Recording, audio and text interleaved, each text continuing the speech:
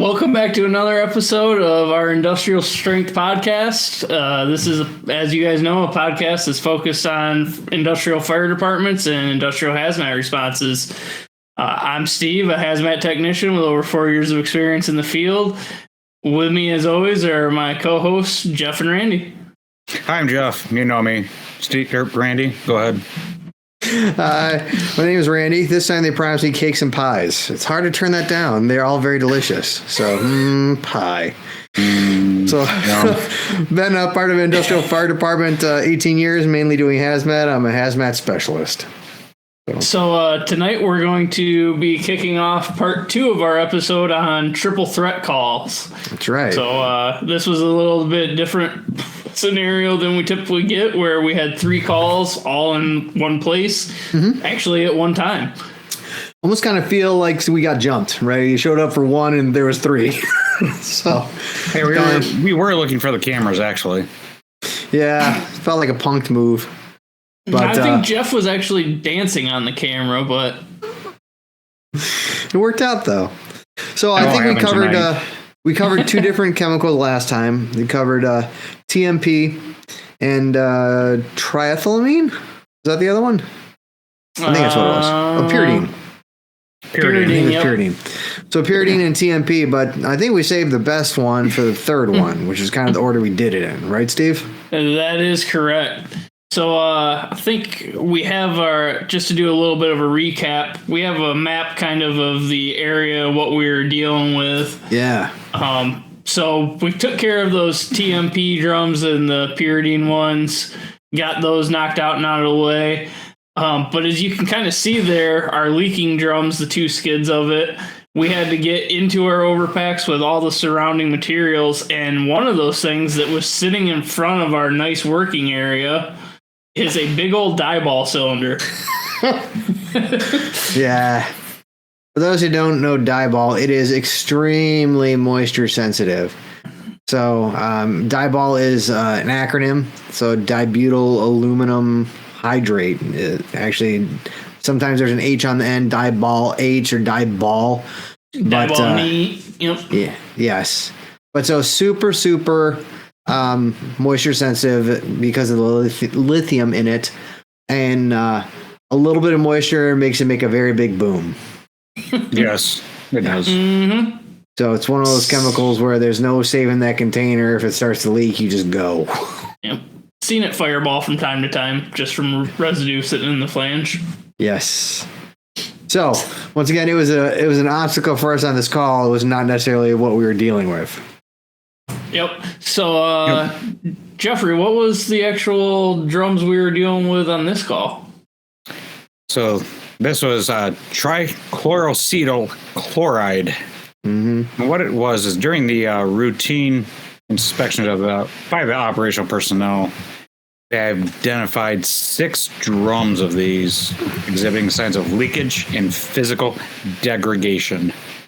Mm-hmm. Leaking was observed from the bottom chime area of that drum, and the top of the drum also showed some pretty nasty paint blistering. I'm pretty sure we have a picture of that. Yeah, I think we do. I think we got a picture of the top of the drum, right? And so we'll look at the top first, and I think we also have a picture of the bottom as well. That is correct. I mean, when there's that paint blistering on the top, there's the bottom one. So you can see where, it seems to be leaking out of the chime, which is not great. There's the top. Yes. A little bit of damage, right? We would call that one sus. So, and then I can't remember if we have a picture of the little seal holes in the middle. I think more of a direct view over the top or not. Maybe. Oh, there we go. Yeah, there we go. So you can kind of see where that seeped out liquid sat right in the little divots where the drum seal caps would go. Yeah, well, most people, that structure, if you're not familiar with it, is almost like looks like an exposed staple. And then like a piece of wire goes underneath it. So, which is kind of unique. It holds the dust cap on. It's almost like a security seal. So, when trichloroacetyl chloride comes in contact with air, that it's the moisture in the air and it forms HCl. Yeah. So that's kind of where that paint blistering and everything came from. Right. The structural integrity of those drums was assessed. And I believe, if you remember from last week, I may have given that hint. That might have been the donkey kick. Allegedly. We would never do something like that. But it was severely compromised, and it did little puffs of HCO. Yeah. Not that we there had was video of that somewhere. No, there might allegedly be a video somewhere, but it's going to be on the dark web. Yeah. Right. So we were fairly confident those drums need to be overpacked because they didn't have integrity anymore and presented a hazard if you were to handle that drum, right? We couldn't say for certain that more material wouldn't come out, wouldn't make acid vapors, wouldn't affect anybody. And we were also concerned about the bottom chimes being compromised as well, so... Right. Concerned might be an understatement on that one. We were just fingers crossed, hoping and praying that it didn't bust out when we lifted them. Well, if I remember correctly, though, they were up. There were some on the bottom, on the floor level, originally, before we had them get pulled down. On the floor, I think there's a couple on the next level up that were leaking down to drums below them as well. So That is correct. Yeah, I memory does serve me correct, yeah. Every once in a while. But yeah, so it was a bit of an issue, right? So where we couldn't trust the integrity of the drum, and we had to be very careful about how we were going to move it. I'm not going to take myself out of this equation. It wasn't even me downrange. It was y'all. Yeah. So... But I think you were sitting back and relaxing, Randy. Yeah, that's the beauty of a tech roll. Yeah. You're going through binoculars. Good job, guys. Keep it up. I think we went and said gotcha on that one, though. We put you in RIT just to be sure. That's true. You were probably going to get involved when this went sideways. Yeah. I love getting in a suit. Don't get me wrong. It is a nice thing every once in a while. It's better than just being behind a book. Being in a suit is a nice change of pace. So, but yeah. It was definitely a sketchy drum, right? Where you couldn't trust the bottom chime and you couldn't trust the compromised lids. You don't know how much metal was left because there was a significant amount of rusting. So how do you handle that drum? You're talking about one drum. There was not just one drum. There was, I believe, a total of 6 drums that looked all like this. Yeah, all sorts of garbage. Yeah. So it led to a good discussion, actually, about how to handle these things, right? Because did you trust the top chime enough to try and lift it to put it into overpack? Do you trust the bottom chime enough to try and tip it and roll it? So that was kind of the 50-50 chance we took. We definitely didn't trust the bottom chime in regards to manually maneuvering it. Yeah.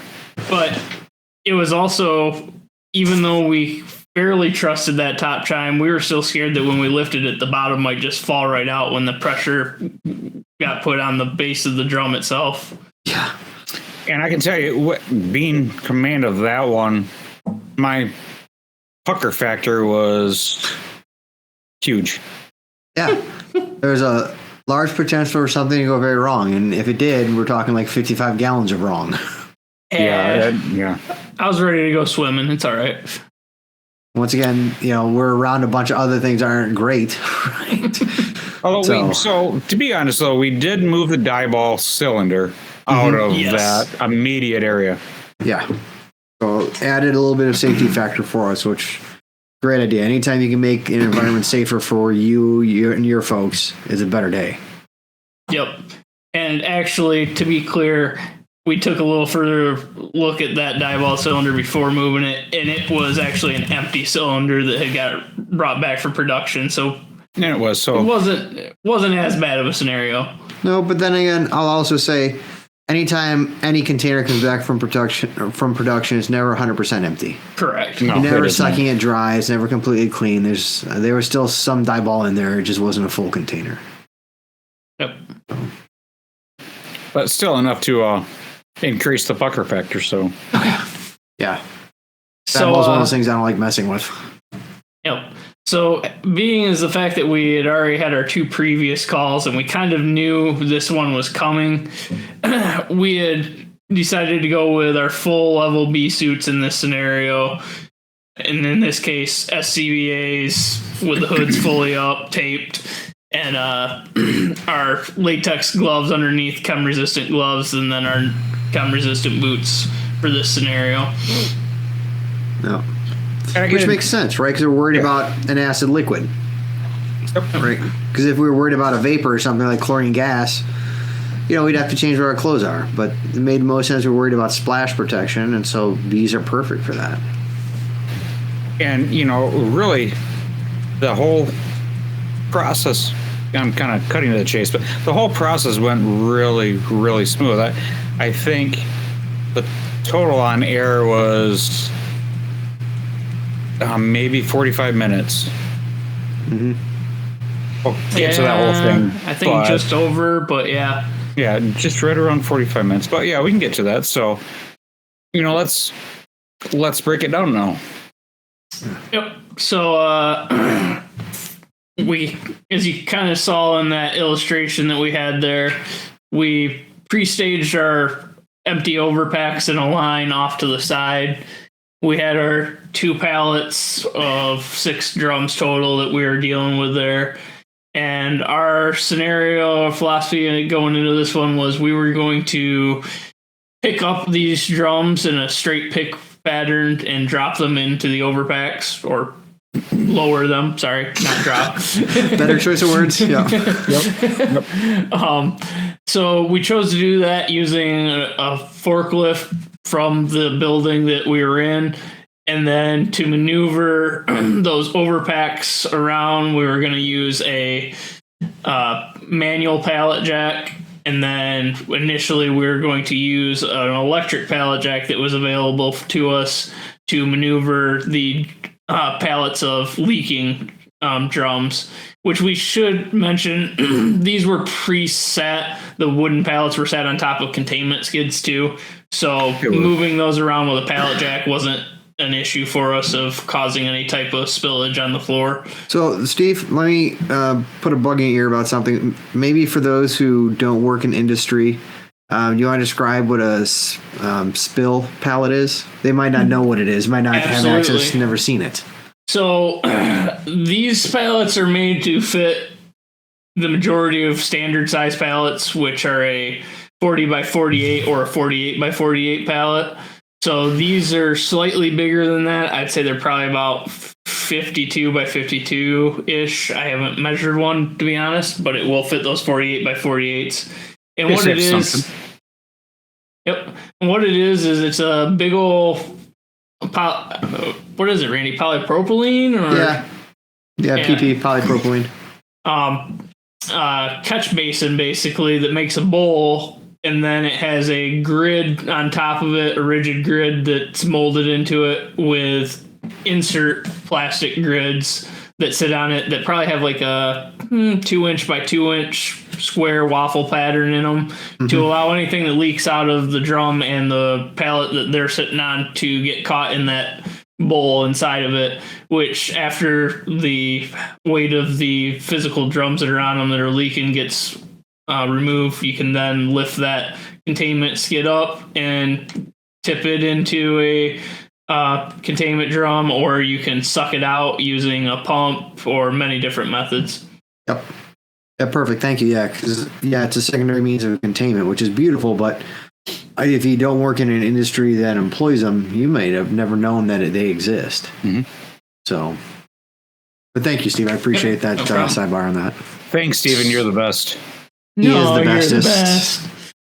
So I said our initial plan was to move the overpacks with a manual pallet jack because those were stacked one overpack per skid, and figured empty, they're light, use the manual. Even with one drum on them, they're still light. Whereas we're moving partial skids around, use the electric pallet jack on that. Well, that didn't go so well right off the bat. The containment skid that these were sitting on actually has a little bit lower clearance that the electric pallet jack forks don't fit into.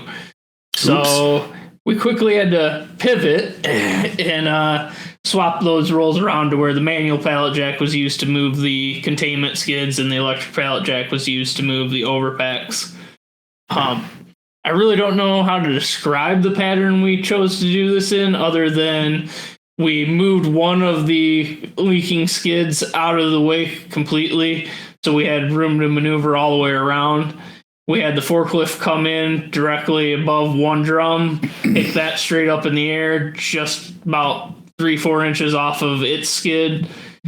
We held that right there, moved that leaking skid out of the way, and then maneuvered the overpack next to the drum, lifted the drum all the way up till it had about 3 inches of clearance above the overpack, moved the whole overpack pallet directly under the drum and sat it down inside.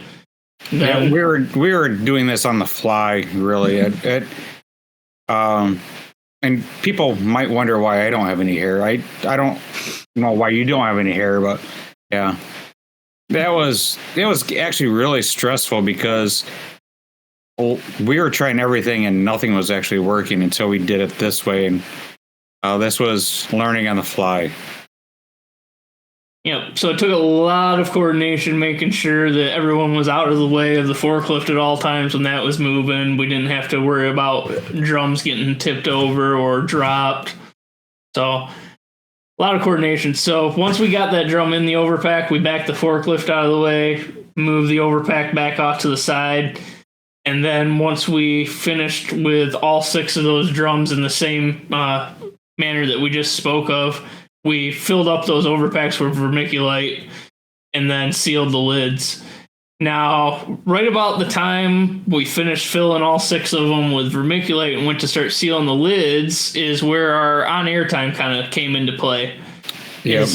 As we mentioned I believe in the last episode, part of this was we had some newer guys that are just onto the team paired with some veterans.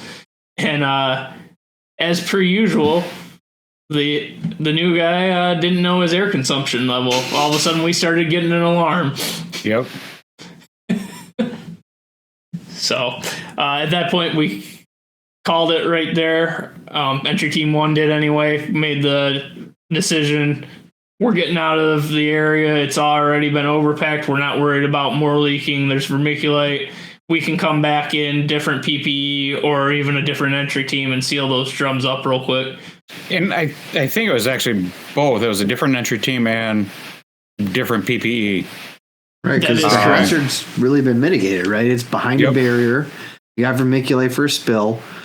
Really, you probably thinking about the hazard with no exposure, you could have just come up in street clothes to finish the job, right? The only thing you would have worried about is just any remaining fumes, but right.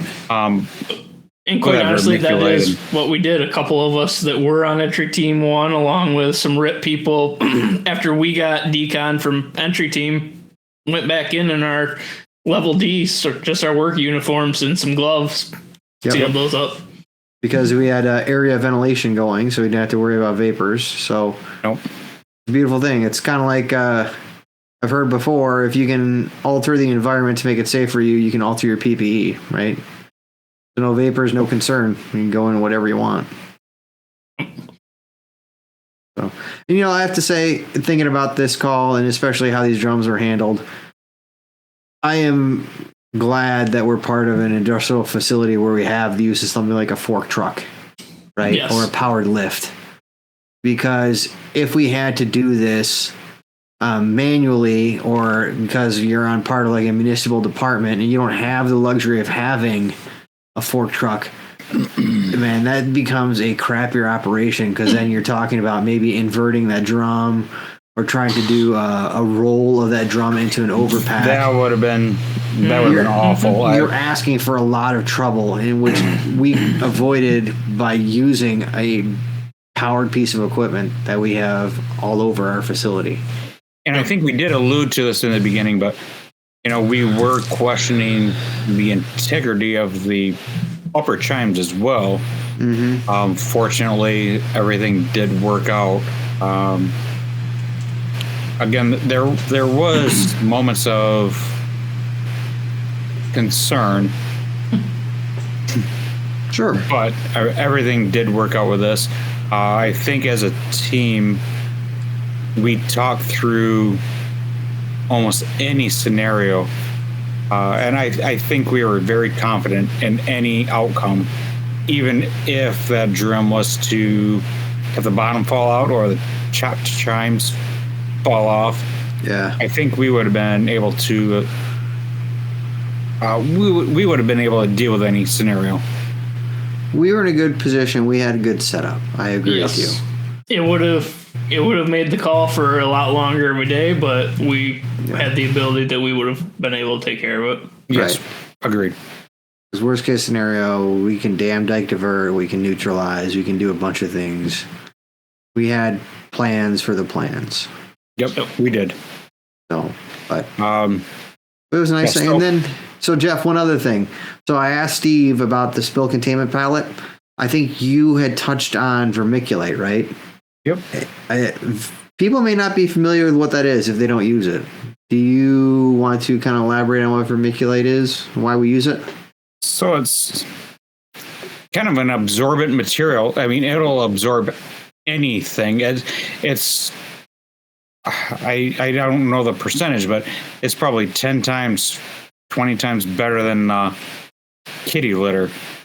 It absorbs it, and then it traps it right inside its little pellets. It looks like a wood pellet. Yeah. Yeah, it's an absorbent, so it like locks it in, which is super nice. And a huge bag, 2x4 bag probably weighs 5 pounds. Yeah, it's super but it will light. absorb, I'm kind of just guessing, 25 times its weight.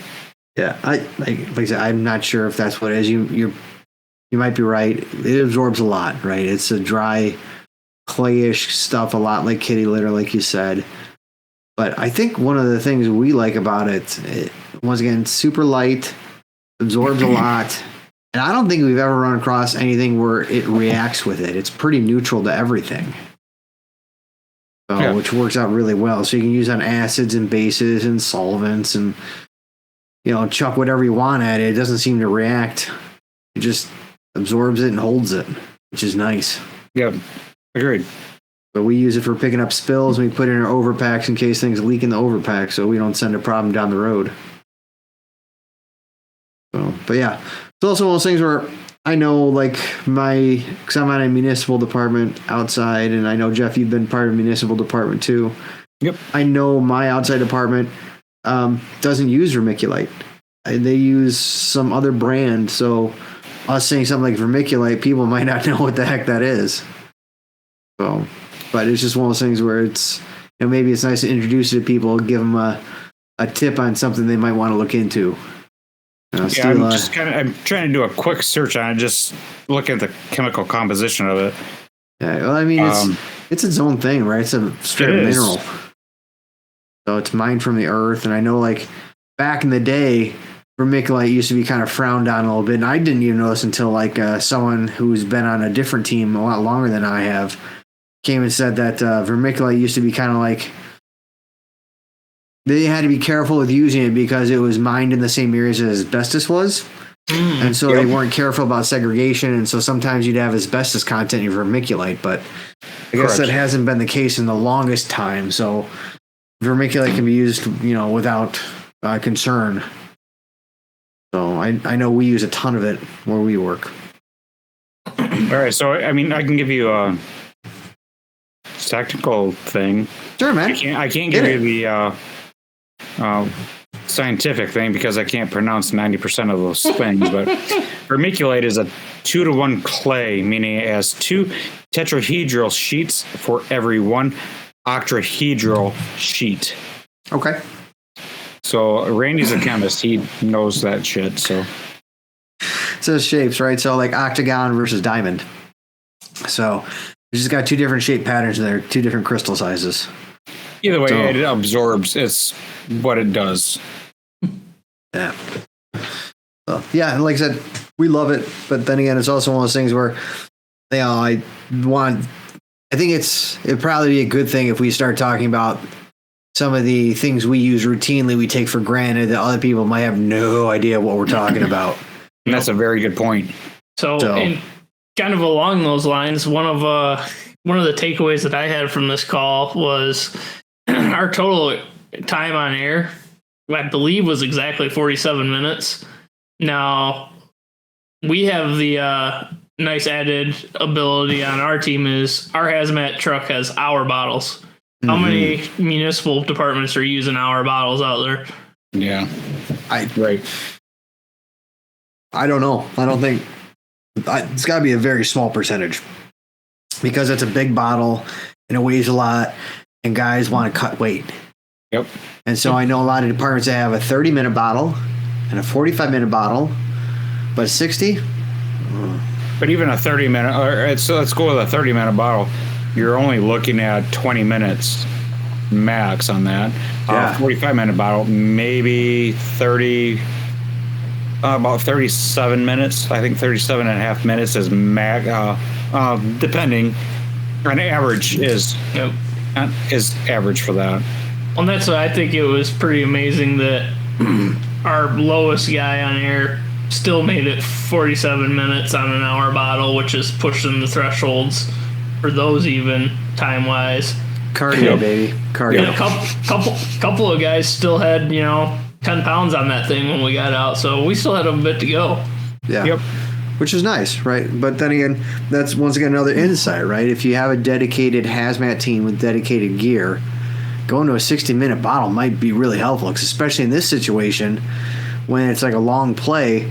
How many times do you want to change out your entry team, right? It's very nice to be able to leave one team on task and let them bang it out because it's their game plan and they're invested in it. And they've already got a nice rhythm going on. When you change up teams, they need to come up with their own rhythm again. Yeah. Yeah, sometimes even if they've been watching what's going on, you still need to come up with that rhythm. And it's still going to take you several minutes, 10, 15 minutes to figure out that rhythm again. So Right.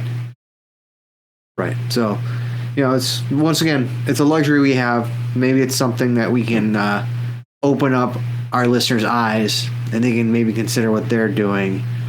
Because obviously bottles get replaced. They don't last forever unless you got metal bottles and somehow they're magic. But no, geez, those are heavy too. So yeah, they are.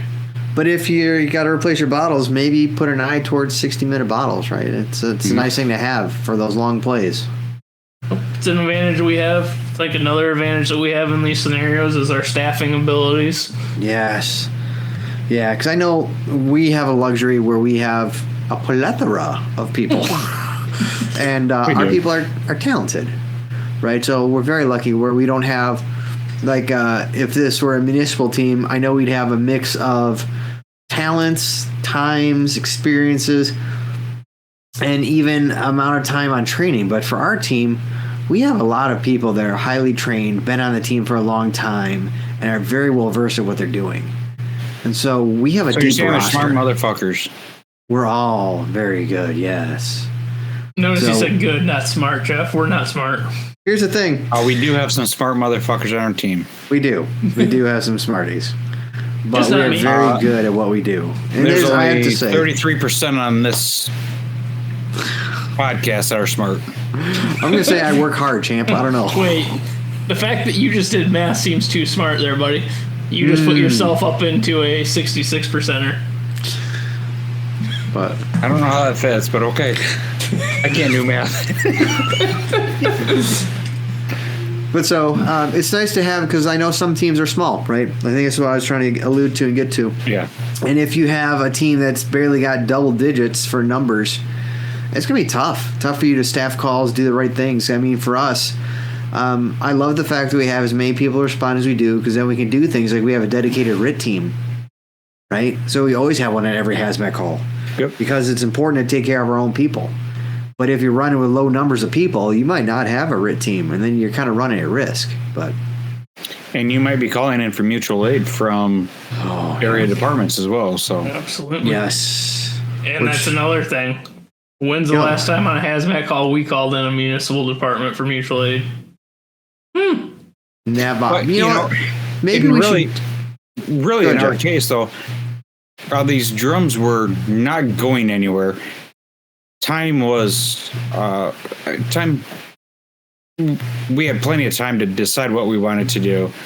They could have sat there for a little bit. Yeah, they were fuming a little bit, but as long as we didn't move them, I don't see any imminent danger. So, yeah, we removed you from the situation, so you quit donkey kicking it.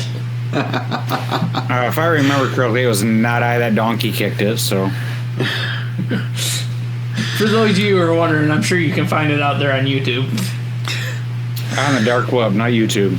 We removed it off YouTube. I think maybe it might be a good idea for a future episode to talk about working with mutual Donkey aid. kicks? Donkey kicks and mutual aid. It might go hand in hand. I think we could probably put a whole reel together of the hazmat harder guys doing donkey kicks. Yeah, that might have to be a couple of clips that we're gonna do. The tactical toolbox will be a 2-minute segment. If I remember correctly, we've done that a few times since. I think we've done it probably 3 or 4 times in the last couple months. I think I have a video of that one. Sometimes you need to prove integrity. Yep. All right, well, tell you what, guys. I think we're just about out of time. So how about we cut for this episode, wrap, and then we'll let the folks go, and we will come back next week with a new topic. So absolutely. Share your thoughts, experiences, and requests for future episodes. hazmatharder@gmail.com. Steven. That's right. And you can always see our latest episodes here on YouTube as well as hazmatharder.com. We'll take you right to our page. And I think we're on iTunes as well. So if you go that way, you can also find us there. Download the podcast and listen. That is correct. Now, platforms now. Now, for our next episode, I believe we have a special guest coming on as well. So you guys are in for a treat there. Yeah, it'll be fun. I like having guests on.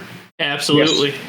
And then following that up, we'll be starting our mini-series of episodes on storage containers and common and uncommon types with some failures. Yeah, agreed. It'll be good because that way everyone gets a little vignette on what we got to deal with. No, they're never going to understand what I have to deal with. Okay, just the containers we got to deal with. There we go. All right. I deal with myself every day, so I understand what you have to deal with. Yes, because we are the mini twins, yes. Randy knows. Randy knows. He deals with both of us. I feel I've sorry worked with both for you guys him. a long time. I love you both. Until next week. Until next week. Right. Hazmat harder.